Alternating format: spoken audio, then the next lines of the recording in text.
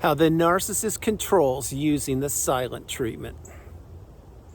Think about that for a minute. Everyone, if you like the content, please like, subscribe, and share. So, the silent treatment is one of the techniques that the narcissist was punishing you with that you had no idea even existed. But then again, remember, you did not know that narcissism existed. When you were being given the silent treatment over and over and over again, you don't realize that you're being abused. You don't realize you're being ignored deliberately, intentionally, and on purpose. You don't realize that the narcissist is feeding off of you. You don't realize that the narcissist is enjoying the silence between the two of you. Specifically, if you were in the same household, or let's say the workplace, maybe you had to sit right next to the narcissist, or maybe you married them and you were in the household with them.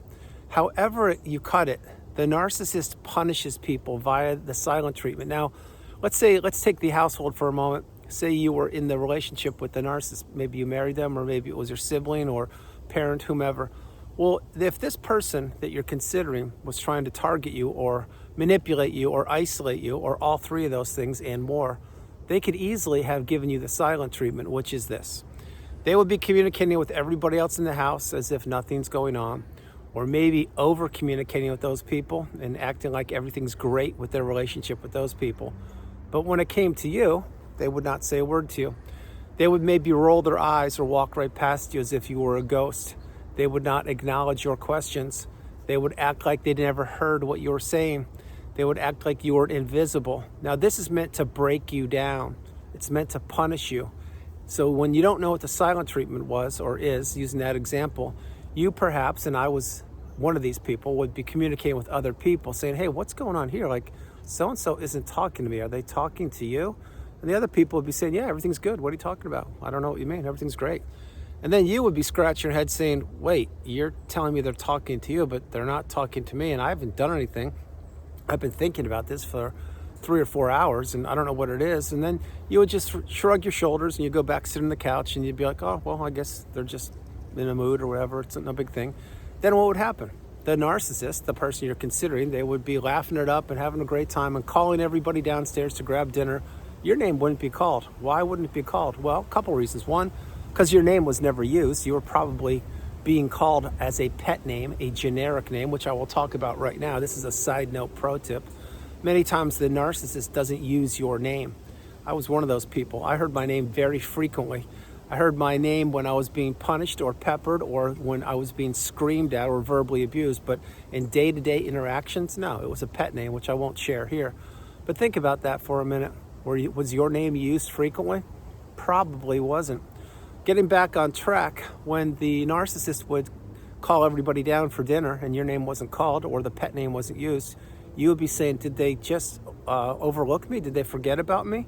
Well, you didn't know that you were being ignored intentionally and that the others would be grabbing dinner without you being invited. So what would you do?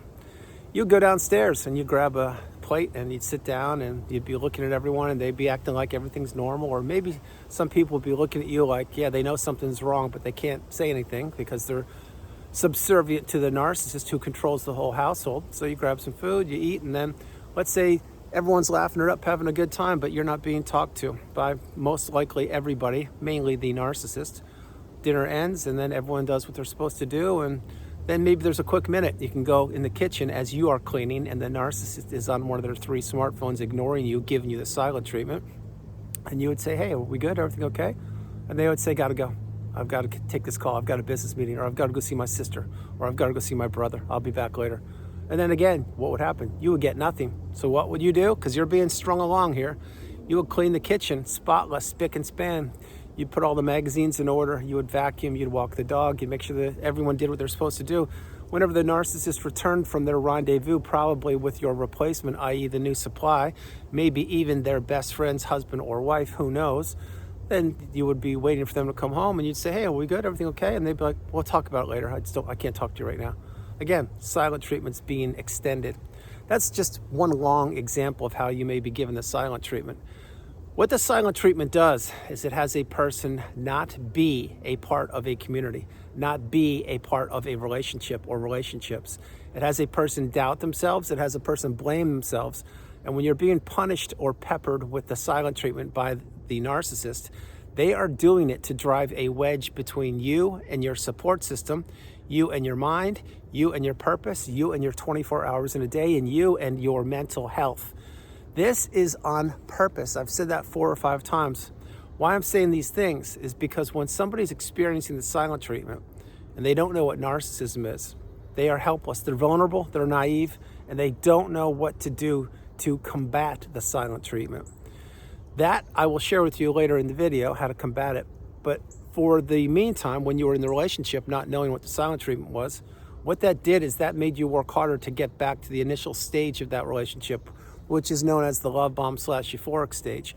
And you would do your best to try to get a little morsel, a little breadcrumb of what that love bomb was. Now, did you ever get that? Yeah, every once in a while you got a little breadcrumb of what would never be, or what once was, which was the mask the narcissist was wearing, but it wasn't sustainable. And so how the narcissist controlled you, one of the dozens, if not hundreds of ways, was giving you the silent treatment. That is isolation 101. What you don't want to be doing on this planet called Earth is being isolated by anybody ever. You didn't know this. You weren't taught narcissism in school, so how could you know that? And then remember, there's a huge difference between being isolated and self-isolating. Self-isolating is mainly when you're out of the relationship, or you're looking to get out of it, and you're planning, developing, get ready to create your exit plan, or the relationship has ended and now you're healing. Self-isolation is when a person, and I was one of these people, stays in that insulation bubble, the cocoon of boundaries, if you will, and we heal. And we slow our lives down, we process things, and we learn the definitions in the glossary and the narcissistic abusive cycle and more. But remember, if you're being isolated, that means there's a target on your back. What does the narcissist want to do? They want a target, and they want to isolate that target. They want to break that target. They want to punch that target. And the silent treatment is a deadly way that the narcissist does this. Another way, let's say you're driving in the car. Maybe the narcissist was giving you a ride to work because your car, you had to sell it because you had no money. Then maybe you hit hard times because all your money went into the narcissist. And what does the narcissist love more than money?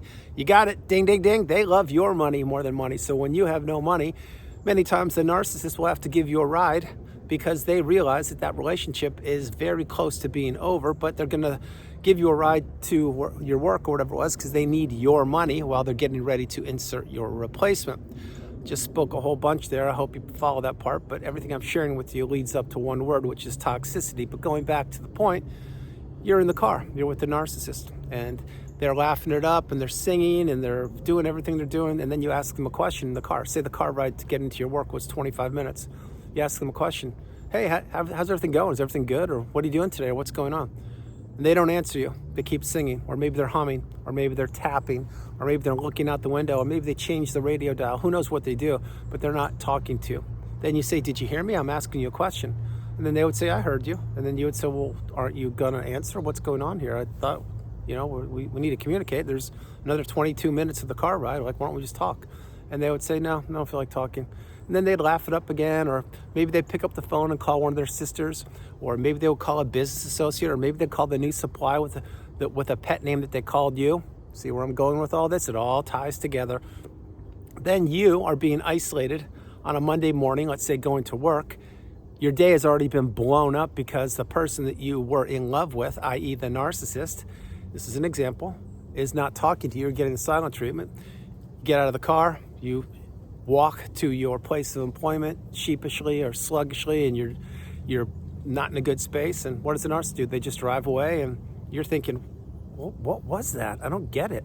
Well, this carries on into Tuesday, Wednesday, Thursday, and over time, the narcissist is separating themselves from you. But not only are they doing that, they're still taking the best of you, your time, your energy, your money, everything about you. What this means is A, the narcissist knew what they were doing, B, they were punishing you, and C, they were trying to break you down so you would give in. What did you do? You gave in every single time when you were with the narcissist because you didn't know better. This is how the narcissist breaks people's will. This is how the narcissist has people come subservient to them or become subservient to them. And this is how the narcissist maintains control. So let's say eventually you talk to the narcissist and you said, hey, what's going on here? Like, why come you're not talking to me? It's been a week. And then maybe they're in a great mood. Now, why would they be in a great mood miraculously? Well, back then you didn't know, but now you do know that they just got the thumbs up from the new supply, which means you're going to be booted pretty soon. and they are now inserting somebody into your space, which is the love bomb stage, but you didn't know that. But they're in a great mood, so you're trying to capitalize on this, and you're saying, wait, they're talking to me. Oh my gosh, we could have a good weekend. This is going to be amazing. I'm so excited. Well, what happens? Maybe you did have a great Friday night. Maybe you had a great Saturday. I can't tell you what you had, but inevitably everything falls back down because gravity is one of the keys on this planet. And it not only works with the human being and the body, but it works with all of the euphoric stage of the narcissistic relationship in the beginning. Everything falls apart in these relationships, which is why the narcissistic relationship leads to one place, which is called Destructionsville. And also, this is the relationship you need to heal from. The narcissist has nothing to heal from, because all they do is dish out punishment. All they do is make people jealous and envious. All they do is give the silent treatment and punish people and try to break those people in 1,000 pieces. So when you finally gave up, and gave in, I should say, not gave up, gave in and talked to the narcissist and they were in a great mood, you didn't realize they were getting topped up with other sources of supply, or maybe they just took some more money from you, or maybe they had something planned that you never knew about. Whatever it was, it had nothing to do with you, but you try to capitalize on their euphoria. Remember, the narcissists can't regulate themselves, so many times they're super high, many times they're extremely low. To get the narcissist on a level playing ground, like a level being stable, that's very hard to do. They're extremists, which means they're super high or super low. They're black or white, in, out. There's no such thing as stability with these people. But then you would be saying to yourself, okay, well, we can have a good weekend. And maybe you did have a good weekend, this 1 out of 52 weekends one year. As soon as Monday rolled around, car door opens, here we go again, a new silent treatment. Now, did it happen exactly like that? Probably not. But I can assure you a few things. One, you did get the silent treatment in cars, way more than you ever knew. Number two, most likely you were called a pet name. You were not called by your name. Now, were you called by your name by the narcissist? Possibly, but I'm willing to speculate that they didn't use your name that often. They probably used a pet name, a generic name that they didn't have to remember because they have so many supply sources. They don't want to remember people. Also, if somebody is not being called by their name, a name they were given by birth, that devalues people. It steals their identity. This is your identity, your fingerprint. The narcissist stole that from you when you were with them. If they didn't use your name, they also tried to devalue you and steal your identity by not using your name. It's exactly what happened with me, and it probably happened with you. Those are only two key components of how the narcissist isolates people, devalues them, and traps them. Having said that, once the narcissist knows that they have the new supply lined up, it's just a matter of time before your relationship ended. Same with mine. The narcissist knows that each and every relationship has an expiration date. They do their best, i.e. the narcissist, to get people to move as quick as possible in the beginning of these relationships, usually because the parasite, yes, the narcissist, needs a house, or they need a car, or they need money, or they need a job, or they need someone to do something for them. And then once they get a little piece of that person, then they usually worm or weasel or wiggle their way into that person's life. And before you know it, it's too late. That's how the narcissist infiltrates people's lives. The narcissist is anxiety riddled to the hilt. They are a bully, they're shallow, they're a coward, they're hollow, there's no substance to them. All they do is they mimic and mirror back to people what they think other people will fall for. This is the narcissist in a nutshell. And how the narcissist controls by the silent treatment, this is what they do with their kids too. It's what they do with their stepkids. It's what they do with their siblings. Think about this. Many times you would meet people when you were with the narcissist in the relationship, you would meet people, not immediate family members, acquaintances, or those groupies, those weird people the narcissist hangs out with, and they would pop up and you'd see them for, let's say you'd see them for a week straight in 1 year. You'd see them for a week and you'd be like, wow, who's that person? And the narcissist would say, oh, that's so-and-so, we went to high school together, or that's so-and-so, my sister used to date them, or that's so-and-so, my old classmate, or that's so-and-so, we took a course together, whatever. Well, you didn't know that that was a supply source. Now, you do now, and when I say supply source, that could have been romantic, it could have been anything. That's why the narcissist keeps little bubbles, little groups, little sects, S-E-C-T-S, of people away from each other, because they know at any one point the relationship that you were a part of could implode. And that's why they always do implode, because the narcissist is always looking to upgrade. They're always looking to take, and take. And when they're done, what do they want to do? That's right, they want to take more. The narcissist has 1 foot in the relationship. I shouldn't even say that. The narcissist has 1 piggy toe in the relationship, and the other toes out of the relationship looking to find another new shiny object. The narcissist is not committed, they're not loyal, they have no integrity, they have no honesty, they have no commitment, they have no transparency, they have no togetherness or growth. What the narcissist has is a huge bottomless pit, a huge void within them that must be filled with what is known as supply. And when the narcissist gives somebody the silent treatment or controls somebody via the silent treatment, they're getting supply. Now you may say, how is a narcissist getting supply when they're not talking to me? I don't get that. Well, let's drill into that for a minute. If the narcissist wasn't talking to you and they were punishing you, how could they be getting supply? Well, that frees them up to be texting or calling whomever they want to, or coming and going as they please, which is what the narcissist did the whole time anyway. But number two, it keeps you trapped and isolated in that mental prison, questioning yourself, wondering, should I say something? Is now a good time? What about this? Should I wait? Should I just give them a little more time? What about this? You are going through that Rolodex of emotions. You're trying to think of what you did do, what you could have done, what you may have done, what you should have done, what you shouldn't have done, while you're keep staying stuck on that Rolodex of emotions, trying to figure out what is going wrong. The narcissist is sitting there gobbling up all the supply, watching you be trapped and not say a word, watching your face turn beet red, watching the steam come out of your ears, and they're saying, yep, got another one. This is just too easy. All I have to do is sit back here, keep triangulating, not even triangulating, keep texting other people, ignoring my partner, which was you, definitely was me, and eventually they're going to give in and cower, and then what will I do? I'll press on that gas pedal again, and I'll make them stay in line, so the next time I give them silent treatment, they will know what to do, and I'll get more and more from them. Picture, again, I've shared this in videos before, picture an anaconda in the middle of the jungle or the rainforest. Well, what does the anaconda do? A big snake is going to choke out its prey. It's going to slowly wrap itself around the prey, slowly, and choke it out. Boom. That's what the narcissist does. They choke you out of your life, out of your energy, out of your empathy, out of your identity. And when they're giving somebody the silent treatment, that's all on purpose and deliberate. And they know that it works because they did this when they were kids. They did this when they were adolescents. They did it when they were in their early 20s and so on. If it worked before, it will work again, is what the narcissist says. Remember I shared with you, they have a tool belt around their waist, an arsenal of abuse, if you will. They tap in and pull out whatever technique or mannerism or behavior or tactic they want at any one time. When you didn't know that they had these, you were vulnerable, you were naive, and you were trying to fix an unfixable relationship. They knew it the whole time. So when they gave you the silent treatment, all they were saying was, all right, this is gonna buy me maybe a weekend. I'll insert the new supply. And it doesn't always have to be with the new supply. I'm just giving you illustrations. Or maybe you'll give me a weekend to go, claim I'm on a seminar or a trip, or I'm taking some course and I can go lather up a different supply source, whatever. It puts you on ice. It puts you on hold. When you're given the silent treatment by the narcissist, you can't advance. You can't grow. You're frozen. You're in a block of, you're frozen in a block of time. And you don't know what to do. You have no idea. There's only one option, and that's talk to the toxic person. That's when you don't know what's going on. I'll give you the answer as to how I believe, and you should play this and play it a few times. If you're being given the silent treatment right now, post-narcissistic relationship, what you should do, and it's what I would do. Knowing what we know, the relationship is over, the narcissist is long gone, you've gone no contact, etc. You're living your best life. And let's say somebody is trying, keyword is trying, to give you the silent treatment. Maybe you know this person really well, maybe you don't, maybe they're in between, can't tell you.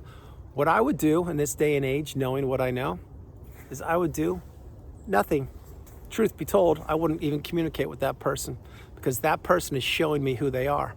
So why would I feed the beast? I wouldn't. I would do my part and I would drown them out or choke them out.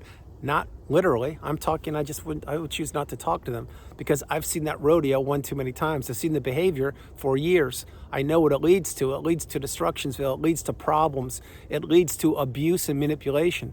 So once I personally, and this should be you, if you're not there yet, you will be, once I identify that someone's toxic, and if I see any of these behaviors that I've seen when I was trapped in the narcissistic abusive cycle, it's adios, goodbye. No words are said. It's just hit the B button, the block button, or not communicate with the person. I don't need it. You shouldn't need it either. And once you see it, you can't unsee it. Once you hear it, you can't unhear it. Once you experience it, you can't unexperience it. And the silent treatment is deadly. It's like carbon monoxide. The person that's experiencing that is not in a good space. Everybody else who's around them can't even see it. They don't even know what's going on. They're just living their life. That's why, again, this isolates people. It traps people. It punishes people, which is why once you identify that somebody is toxic, maybe even a narcissist, you need to get as far away from them as fast as you possibly can, because these people do not improve. They do not change. They do not introspect. They won't be accountable, and they will never, ever, ever elevate the way you are. All they want to do is take what they don't have. All they want to do is punish people for having what they don't have. And all they want to do is acquire, accumulate, and hoard people, relationships, money, and anything else they can. Once you know, you go. Remember that. So everyone, that's the video. I hope you liked it. I loved doing it from the beautiful Carolinas. This is Andrew. Namaste. Have a great afternoon, evening, or morning. No matter where you are on the planet, you are not alone. I love you all, and I'll talk to you tomorrow. And how the narcissist controls using the silent treatment. They've been doing this since they were a little thing. They're still doing it now. The thing is, if the narcissist doesn't have an audience to give the silent treatment to, then it can't work. Remember, I shared with you at about the 15 minute mark of this video, about 3 minutes ago, what I would do if somebody was trying to give me the silent treatment. I would have nothing to do with them. They have baggage. They haven't worked on themselves. They're not going to work on themselves. And I don't need that in my life. You don't need it in your life either. Remember, you and I were in a relationship from hell. We're out. We've healed, or we're healing. Once you're out, you need to stay out. Once you know, you need to go. I love you all. God bless you. And I'll talk to you tomorrow. Bye, everybody. Bye.